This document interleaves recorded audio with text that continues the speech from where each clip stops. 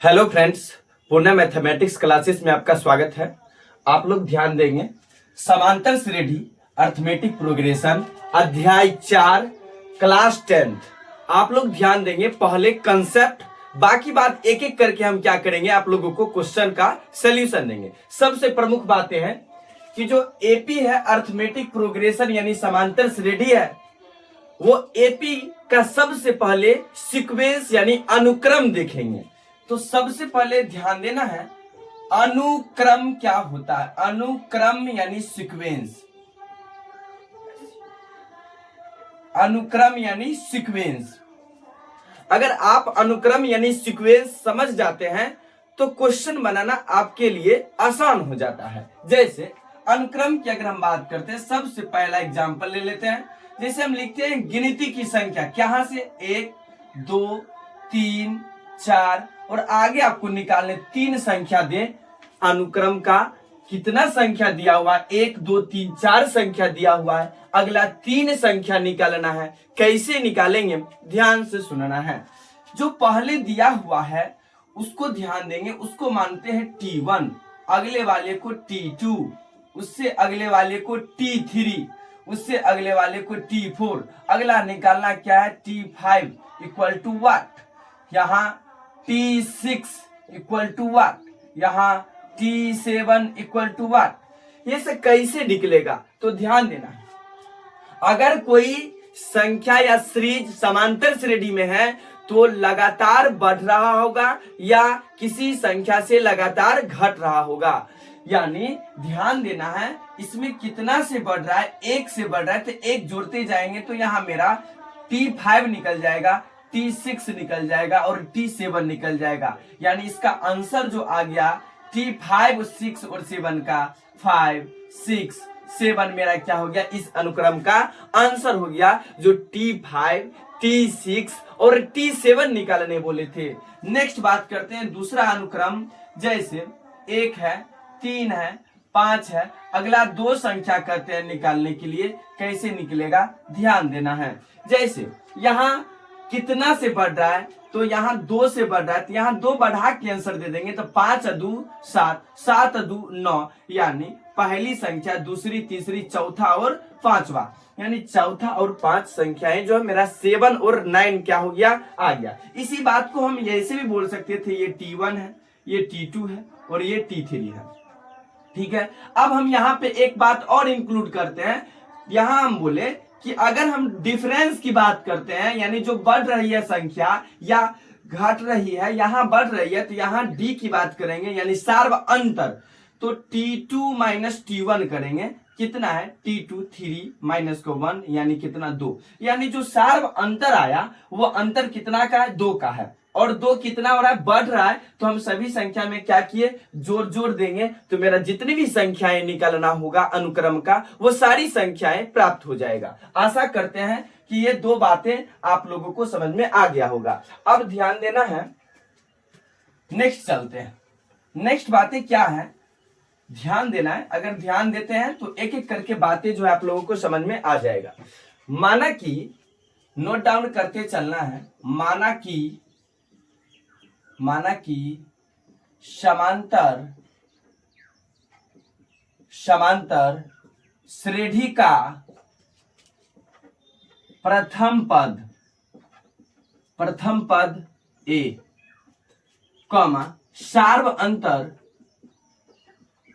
सार्व अंतर D तथा nवां पद Tn हो तो।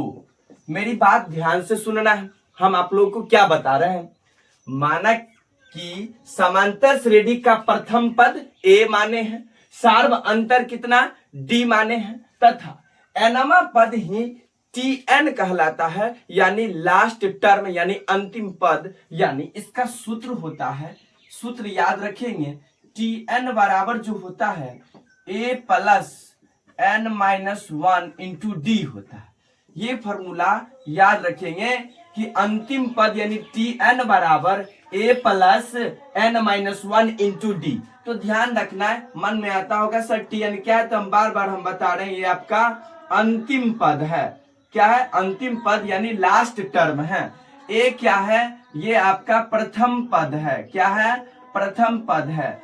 एन की बात करेंगे, एन क्या है? तब पदों की संख्या है, पदों की संख्या है। और डी जो है मेरा सार्व अंतर या पदांतर है। सार्व अंतर या क्या है? पदांतर है। फिर ध्यान से सुनना है, यदि किसी समांतर श्रेणी का प्रथम पद ए हो और सार्व अंतर डी हो और एनवा पद Tn मालूम हो, तो यहां से आप सूत्र में जो होता है, फॉर्मूला जो होता है Tn बराबर a plus n minus 1 into D. Tn अंतिम पद, a प्रथम पद, n पदों की संख्या और d मेरा क्या है? सार्व अंतर या पदांतर, जिसको कॉमन डिफरेंस बोलते हैं। अब ध्यान से सुनना है, तो यहां पर आपको क्या क्या चीज दिया हुआ रहेगा, क्या निकालना रहेगा। जैसे ये तीन बातें दे देगा, एक बात लेंगे, जैसे Tn दे देगा, a दे देगा और d दे देगा। आपसे पूछेगा पदों की संख्या। फिर ध्यान से सुना, Tn दे देगा, a दे देगा, n दे देगा, बोलेगा सार्व अंतर या पदांतर यानी d पूछेगा, या a दे देगा, n दे देगा, d दे देगा, आपसे पूछेगा Tn यानी लास्ट टर्म यानी अंतिम पद क्या था। तो आप लोग फॉर्मूला को क्या कर लेंगे, इस फॉर्मूला को रिमेंबर रखेंगे। इस फॉर्मूला को रिमेंबर रखेंगे कि ये जो है फॉर्मूला आपके क्लास 10th जो अध्याय 4 का ए है, क्लास 10th, उसमें से हर एक क्वेश्चन आपसे सॉल्यूशन हो जाएगा और हम आपको करके देंगे। तो याद रखिए, माना कि समांतर श्रेणी का प्रथम पद ए, सार्व अंतर डी और एनवा पद ही क्या कहलाता है? Tn कहलाता है। एनवा पद क्या कहलाता है? Tn कहलाता है। तो Tn बराबर a plus n minus 1 into D. मेरे साथ 2-3 बार बोल लेंगे, Tn बराबर a plus n minus 1 into D. Tn बराबर a plus n minus 1 into D. Tn बराबर a plus n minus 1 into D. चलिए इसको हम क्लियर करते हैं और फिर आगे बताते हैं। आप लोग नोट डाउन कर लेंगे। और ये वीडियो रिकॉर्डेड वीडियो का एक फायदा होता है, अगर आप फिर से रिवीजन करना चाहते हैं तो बैक वीडियो को करके आराम से देख सकते हैं और नोट डाउन कर सकते हैं। एक कॉपी बनाना है सभी लोगों को धीरे धीरे करके। अब ध्यान से सुनना है, जैसे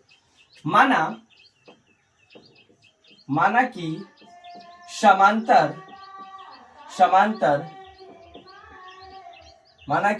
श्रेणी का प्रथम पद ए। माना कि समांतर श्रेणी का प्रथम पद क्या माने है? ए।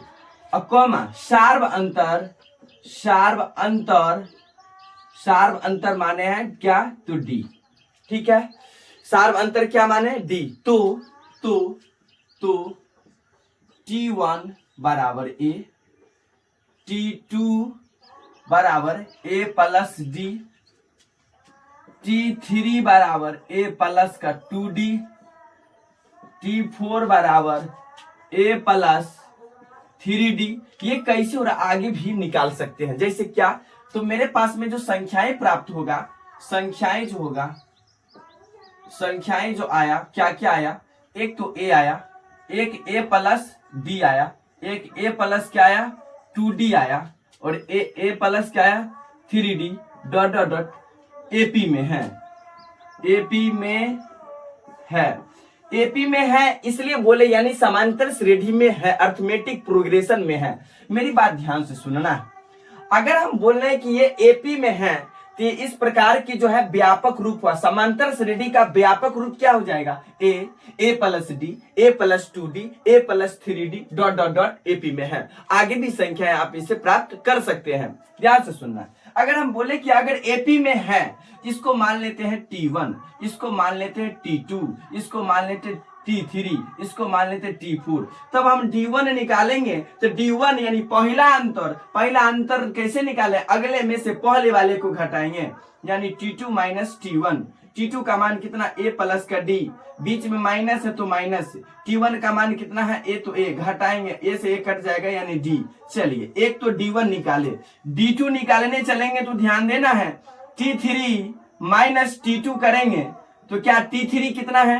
ए प्लस का कितना 2d माइनस t2 का मान a प्लस का d, यहाँ a प्लस का 2d minus Guna minus a minus d, a से a घट गया यानी कट गया, 2d में से d घटाएंगे तो कितना आएगा d, यानी d1 और d2 दो बातें निकाले अभी प्रेजेंट में अंतर का, यानी d1 इक्वल टू d2, ये d यानी सभी अंतर आपस में बराबर है, अर्थात ये किस में होगा, एपी में होगा। क्या होगा, एपी में होगा। जब कभी भी आपसे पूछा जाए क्वेश्चन कि ये सीरीज या अनुक्रम समांतर श्रेणी में है या नहीं चेक करने, तो यही बातें करेंगे। सभी पद को T1, T2, T3, T4 ऐसे मान लेंगे और सभी का कॉमन डिफरेंस निकालेंगे, D1, D2, D3 सभी अंतर अगर आपस में बराबर आ जाए, सार्व अंतर बराबर आ जाए, तो बोलेंगे कि ये अनुक्रम समांतर श्रेणी में है, अन्यथा न आए, D1 इक्वल टू D2 न हो तो क्या बोलेंगे, ये समांतर श्रेणी में नहीं है। चलिए आगे बढ़ते हैं, आगे बढ़ते हैं। आप लोग आराम से स्क्रीनशॉट ले लीजिए या नोट डाउन बैक करके फिर से आप वीडियो देख के कॉपी बना लेना है। चलिए आगे बढ़ते हैं फटाफट, और ध्यान देना है, फटाफट ध्यान देना है। चलिए एक महत्वपूर्ण सुझाव आप लोगों को देते हैं, एक महत्वपूर्ण सुझाव, एन इंपोर्टेंट सजेशन।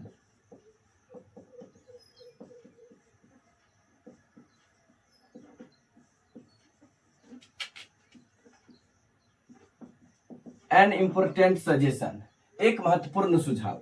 समांतर श्रेणी की जो प्रश्न होते हैं, आपको जो रहेगा 3 संख्याएं में, 4 संख्याएं में और 5 संख्याएं में आपको क्लास 10th में देखने को ज्यादा क्वेश्चन मिलते हैं। तो आप लोग ध्यान देना है कि 3 संख्याएं समांतर श्रेणी में हम लिख देते हैं, समांतर श्रेणी में 3 संख्याएं,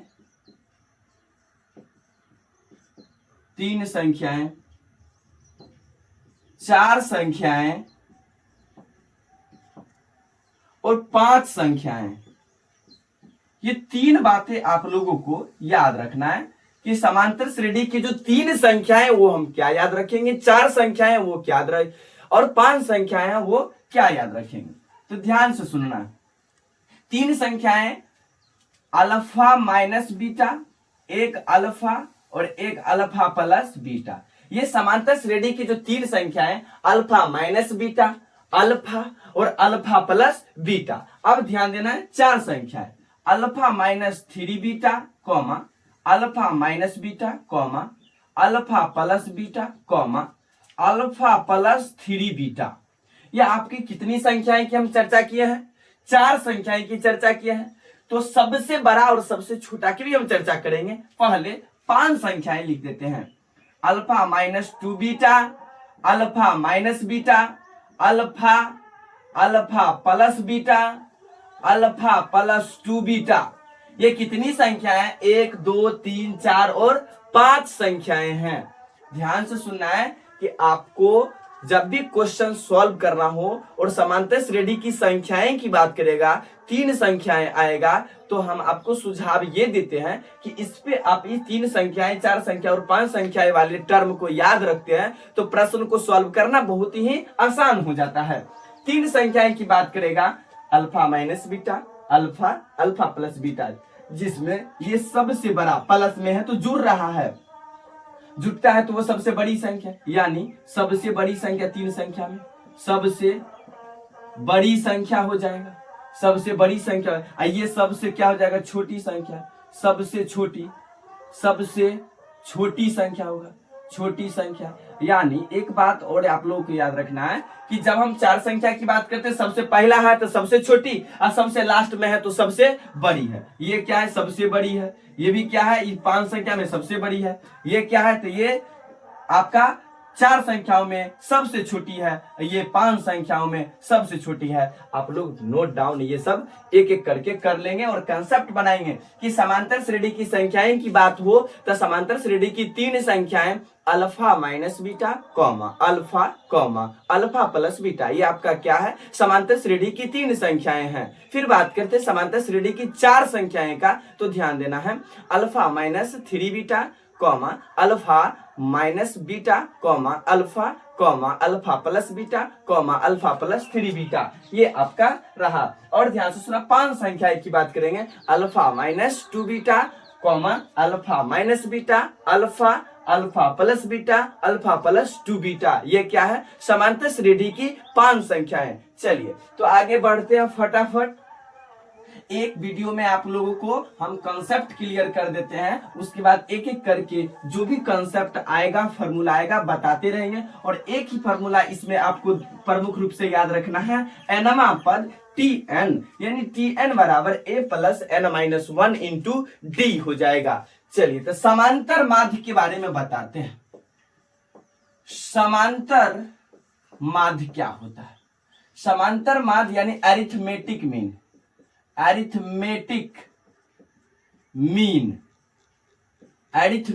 समांतर माध्य यानी अरिथमेटिक मीन।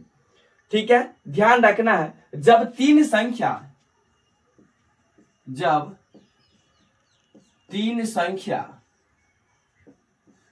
ध्यान से सुना है, जब 3 संख्या समांतर श्रेणी में हो, जब 3 संख्या